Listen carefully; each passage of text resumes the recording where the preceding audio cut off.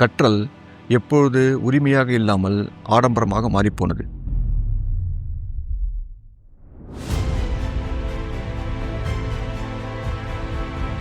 நெருப்பை கண்டெடுத்த காலத்தில், வேட்டையாடி திரிந்த காலத்தில் சுதந்திரமாக பகிரப்பட்ட அறிவு எப்படி பணத்தால் மட்டுமே வாங்கக்கூடிய ஒன்றாக மாறியது?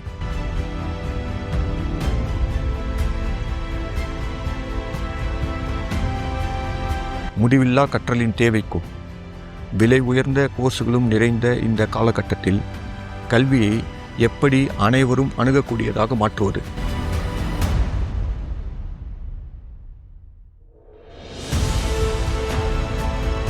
கல்வி உண்மையிலேயே அனைவரையும் உயர்த்தும் சக்தி கொண்டதாக இருந்தால் ஏன் நாம் இன்னும் அதை பலரும் நெருங்க விடாமல் பணச்செங்கலை கொண்டு சுவற்றை கட்டி கொண்டிருக்கிறோம்?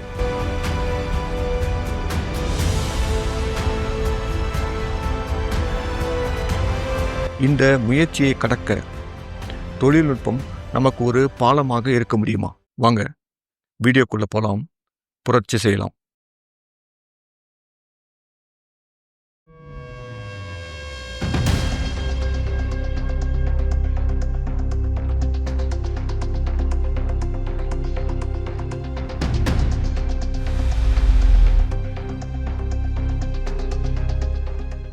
ஃப்ரெண்ட்ஸ், அனைவருக்கும் இனிய நாள்.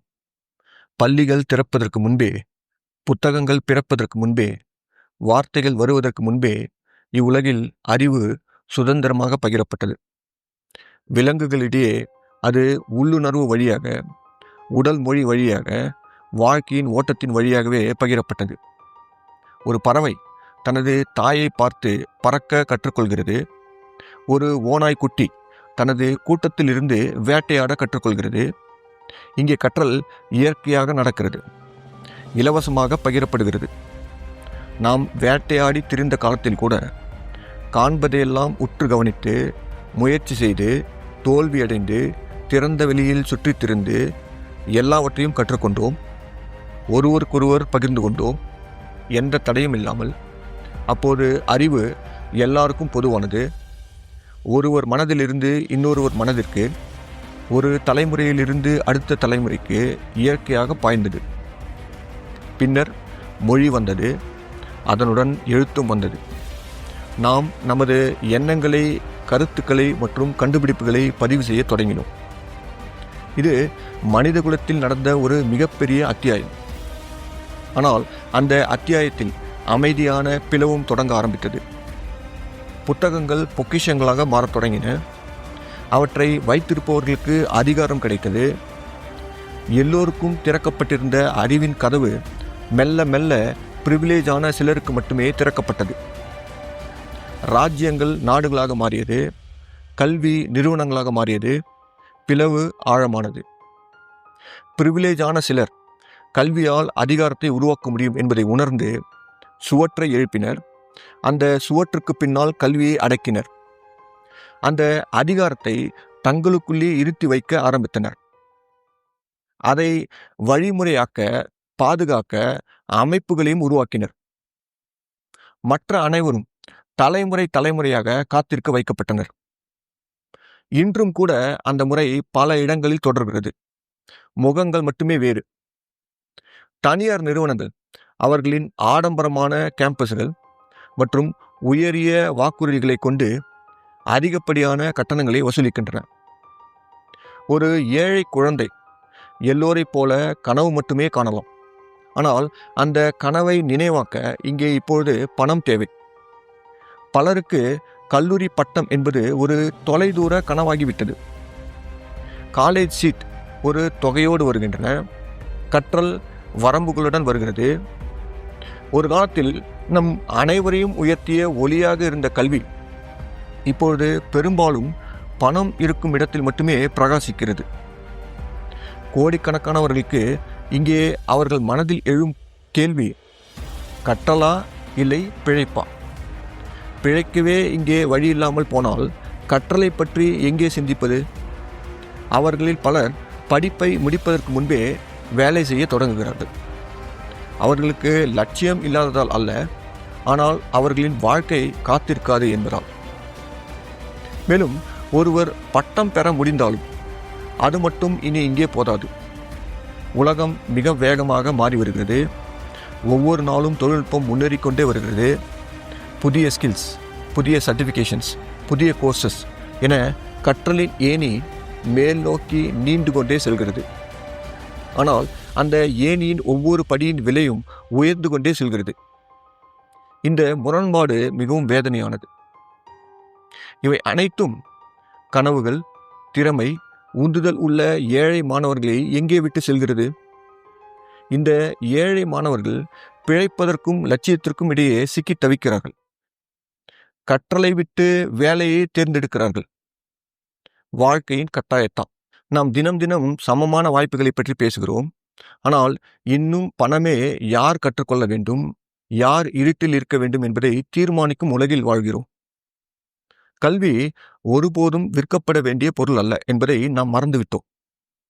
அது காற்றைப் போல, சூரிய ஒளியைப் போல, நம்பிக்கையைப் போல இயற்கையாக பகிரப்பட வேண்டியது. நம் அனைவரையும் உயர்த்துவதற்காக இருக்க வேண்டியது. ஒருபோதும் பிரிவிலேஜான ஒரு சிலருக்கு மட்டுமே சொந்தமாக இருக்கக்கூடியது அல்ல. தொழில்நுட்பம் இதற்கு எவ்வாறு உதவ முடியும் என்பதை பார்ப்போம். கல்வி என்பது செல்வத்தால் தீர்மானிக்கப்படக்கூடாது. பணம் அல்ல, திறமையை வெற்றியை வரையறுக்க வேண்டும். கல்வியில் சமத்துவமின்மை பொருளாதார தடைகளினால் கட்டமைக்கப்பட்டிருந்தால் தொழில்நுட்பம் அவற்றை உடைக்க நமக்கு உதவலாம். நாம் இதற்காக ஒரு 3 டயர்டு மாடலை உருவாக்குகிறோம். ஒவ்வொரு மாணவரும் கல்வியை அணுகவும், தொடர்ந்து கற்கவும், அவர்கள் கற்றதை நிரூபிக்க அவர்களுக்கான வாய்ப்புகளை உறுதி செய்யவும் அது உதவிடும் என்று நம்புகிறோம்.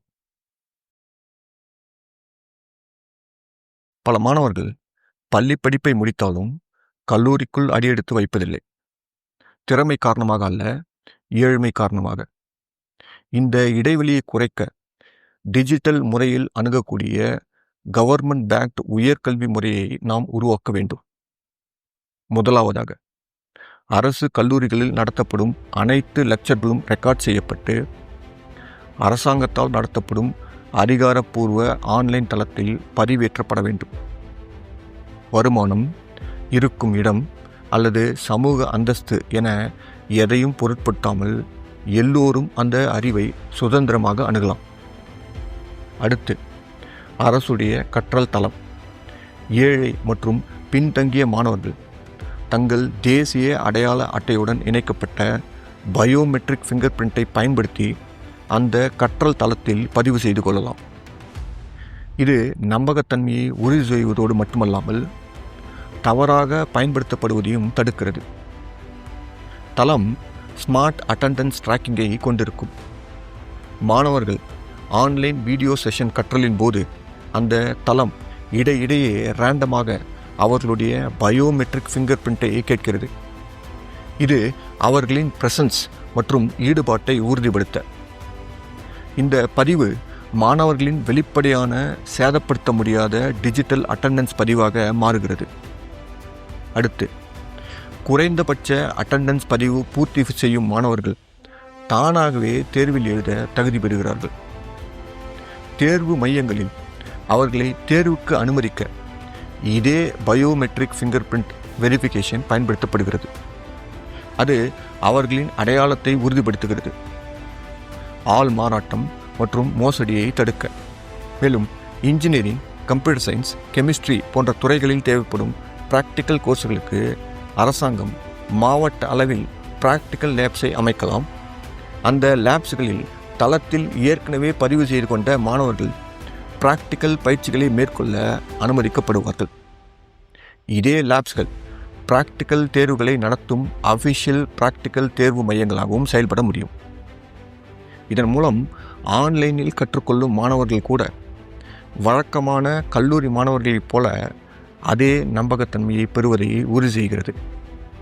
கடைசியாக, தேர்வுகள் முடிந்தவுடன் இந்த அமைப்பு வெற்றி பெற்ற அனைத்து மாணவர்களுக்கும் தானாகவே அரசாங்கத்தால் அங்கீகரிக்கப்பட்ட டிகிரி சர்டிஃபிகேட்டை உருவாக்குகிறது. இந்த டிகிரி சர்டிஃபிகேட் பதிவு செய்யப்பட்ட மாணவரின் முகவரிக்கு நேரடியாக அனுப்பப்படும். அந்த முகவரி அவர்களின் பயோமெட்ரிக் ஃபிங்கர் பிரிண்ட் உடன் இணைக்கப்பட்ட தேசிய ஐடி மூலம் பெறப்படுகிறது. எந்த ஊழலும் இல்லை, எந்த இடைத்தரகர்களும் இல்லை, தகுதி மற்றும் நியாயம் மட்டுமே. இன்றைய வேகமாக வளர்ந்து வரும் ஜாப் மார்க்கெட்டில் ஒரு டிகிரி மட்டும் போதாது. தனிநபர்கள் தங்களை ரிலவெண்ட்டாக வைத்துக்கொள்ள தொடர்ந்து தங்கள் திறனை மேம்படுத்தி கொண்டே இருக்க வேண்டும். ஆனால் இங்கே பல பிரைவேட் கோர்ஸ்கள் அதிக விலை கொண்டதாக உள்ளது. இதனால் பெரும்பாலும் பொருளாதார ரீதியாக பின்தங்கிய நபர்களுக்கு அது கிடைக்கக்கூடியதாக இல்லை. நிலையான கற்றலை எல்லோருக்கும் சமமானதாகவும் உள்ளடக்கியதாகவும் எல்லோரும் அணுகக்கூடியதாகவும் மாற்ற பின்வரும் கருத்தியல் பார்வைகள். முதலாவதாக, அரசு கல்லூரிகளும் மற்றும் பல்கலைக்கழகங்களும் இண்டஸ்ட்ரிக்கு ரிலவெண்ட்டான வளர்ந்து வரும் துறைகளில், அதாவது artificial intelligence, block chain, data science, renewable energy, robotics போன்ற துறைகளில் ஆன்லைன் கோர்ஸ்களை தொடர்ந்து பொதுத்தளத்தில் வெளியிட வேண்டும். இந்த கோர்ஸ்களின் தரம் மற்றும் ரெலவன்ஸ் பணம் கொண்டு பெறப்படும் பிரைவேட் கோர்ஸ்களுக்கு இணையாக இருக்க வேண்டும்.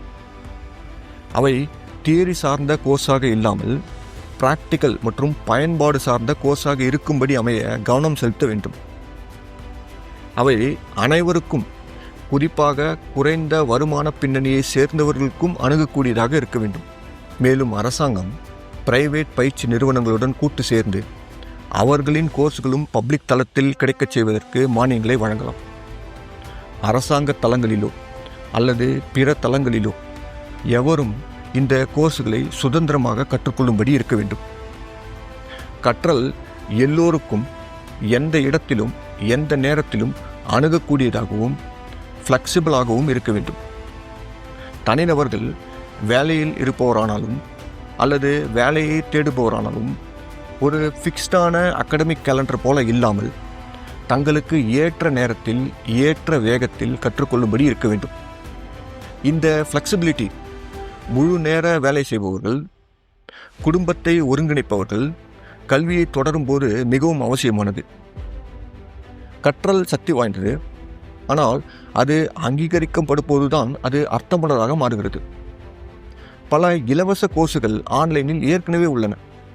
ஆனால் பல கோடி ஏழை மாணவர்களுக்கு உண்மையான தடையாக இருப்பது சர்டிஃபிகேஷன். அவர்கள் கற்றதை நிறுவனத்திற்கு நிரூபிக்கும் ஆவணம். அதற்கு நமக்கு இங்கே தேவை நம்பகத்தன்மையையும் வெளிப்படைத்தன்மையையும் உறுதி செய்யும் ஒரு சென்ட்ரலைஸ்டான கவர்மெண்ட் பேக்ட் எவாலுவேஷன் மற்றும் சர்டிஃபிகேஷன் தளம். இந்த எவாலுவேஷன் தளத்தில் மாணவர்கள் தங்கள் பயோமெட்ரிக் ஃபிங்கர் பிரிண்ட் பயன்படுத்தி பதிவு செய்து கொள்ளலாம். மேலும் அவர்கள் அங்கீகரிக்கப்பட்ட மையங்களில் அல்லது ஒரு செக்யூர்டான ஆன்லைன் சிஸ்டம் தேர்வுகளுக்கு தோன்றலாம். தேர்வுகளை வெற்றிகரமாக முடித்தவுடன் ஒரு நம்பகமான சர்டிஃபிகேஷன்ஸ் அவர்களுக்கு வழங்கப்படும். இந்த எவாலுவேஷன் முறை எல்லா நேரத்திலும் அணுகக்கூடியதாகவும் அல்லது ஒரு குறிப்பிட்ட கால இடைவெளியில் கிடைக்கக்கூடியதாகவும் இருக்க வேண்டும். அது தொழில் நிறுவனத்திடமிருந்து உரிய அங்கீகாரமும் மரியாதையும் பெறும்படி உயர்ந்த தரத்தில் இருக்க வேண்டும். இந்த சர்டிஃபிகேஷன் கோர்ஸ்களின் விழிப்புணர்வை உருவாக்க மற்ற பிரைவேட் கோர்ஸ்களைப் போல சோஷியல் மீடியா தளத்தில் விளம்பரப்படுத்தப்படுவது மிகவும் அவசியம். சர்டிஃபிகேஷன் மாணவர்களின் பதிவு செய்யப்பட்ட முகவரிகளுக்கு நேரடியாக அஞ்சல் மூலம் அனுப்பப்படும். அந்த முகவரி பயோமெட்ரிக் ஃபிங்கர் பதிவை கொண்டு தேசிய ஐடி கார்டு வழியாக பெறப்படுகிறது. இது போன்ற சர்டிஃபிகேஷன் கோர்ஸ்கள் எல்லோருக்கும் கிடைக்கக்கூடியதாக மாற்றுவதன் மூலம் பல திறமையானவர்களுக்கு கதவை திறக்கிறோம். எம்ப்ளாய்மெண்ட் வாய்ப்புகளை ஒழுங்குபடுத்தவும் வெளிப்படைத்தன்மையை ஊக்குவிக்கவும் அரசாங்கம் ஒரு சென்ட்ரலைஸ்டு ஸ்கில் செட் ரெஜிஸ்ட்ரியை நிறுவ வேண்டும். அனைத்து மாணவர்கள் மற்றும் நிபுணர்களின் சரிபார்க்கப்பட்ட தகுதிகள் மற்றும் திறன்களை பதிவு செய்யும் ஒரு நேஷனல் டேட்டாபேஸ்.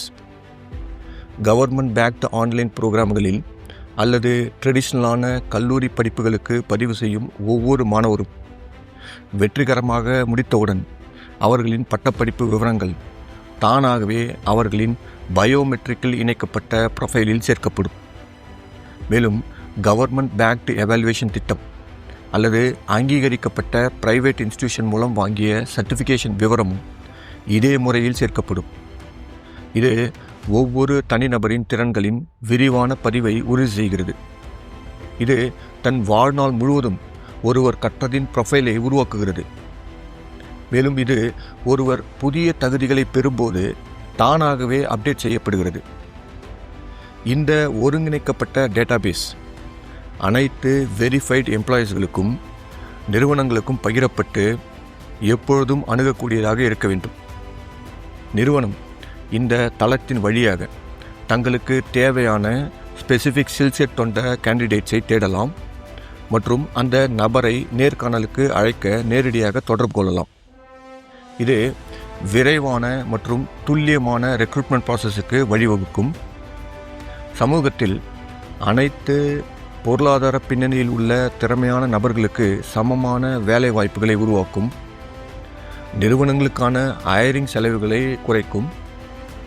குறிப்பிட்ட ஸ்கில்செட் கொண்ட கேண்டிடேட் நிறுவனம் கண்டுபிடிக்க முடியாவிட்டால் அவர்கள் தளத்தின் மூலம் அரசாங்கத்திற்கு தெரிவிக்கலாம். அரசாங்கங்கள் அந்த ஸ்கில் செட் இடைவெளிகளை நிவர்த்தி செய்யும் கோர்ஸுகளை உருவாக்க அல்லது புதுப்பிக்க கல்வி நிறுவனங்களுக்கு அறிவுறுத்தலாம். இது இண்டஸ்ட்ரியில் நிலவும் டிமாண்ட், கவர்மெண்ட் பிளானிங் மற்றும் கல்வி நிறுவனங்களுக்கு இடையே ஒரு ஃபீட்பேக் லூப்பை உருவாக்குகிறது. இதன் மூலம் நாட்டின் பணியாளர்கள் எதிர்காலத்திற்கு தயாராக இருப்பதை உறுதி செய்கிறது. இந்த தீர்வுக்கான சான்றாக சில முக்கிய பகுதிகளின் செயல்பாட்டை செயல்முறை விளக்கமாக பார்க்கலாம்.